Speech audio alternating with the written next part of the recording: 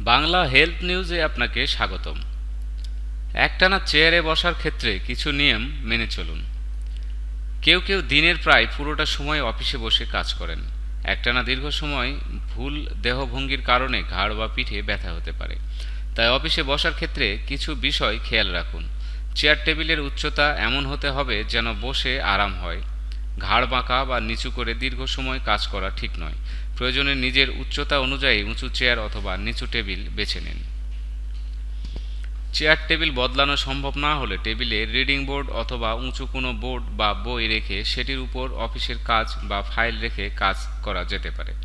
গদিওয়ালা চেয়ারে বসে কাজ করার সময় মেরুদণ্ড বাঁকা হয়ে থাকতে পারে, বিশেষ করে যদি গদি পুরনো হয়ে গেলে এমন সমস্যা বেশি হয়। কাঠ বা প্লাস্টিকের তৈরি চেয়ারে শরীরের জন্য ভালো। গাড়ির সিটে বসলে যেমন ঘাড়ের পেছনের অংশে ভারসাম্য রাখা যায়, অফিসের চেয়ারেও তেমন ব্যবস্থা থাকলে ভালো। চেয়ারের যে অংশে পিঠ রাখা হয় সেখানে লাম্বার রোল, ছোট খানিকটা শক্ত কোঁচাকৃতির বা চোঙাকৃতির একটি জিনিস বেঁধে নিতে পারেন। আবার বালিশ বা কুশনও ব্যবহার করা যায়। বসে কাজ করার সময় মাঝে মধ্যে পা রাখার জন্য টেবিলের নিচে কাঠের তক্তা লাগানো যায় বা টুল বা পিঁড়ির মতো কিছু রাখা যায়। বিশেষ করে দীর্ঘক্ষণ বসে থাকলে যাদের পা ফুলে যায় তারা এ পদ্ধতিতে উপকার পাবেন।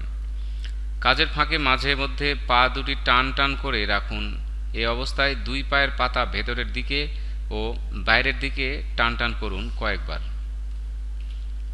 অফিসের ভেতরে নিয়মিত উঠে খানিকটা হাঁটাচলা করে নিন। ভিডিওটি ভালো লাগলে আমাদেরকে লাইক দিন এবং সাবস্ক্রাইব করুন। ধন্যবাদ।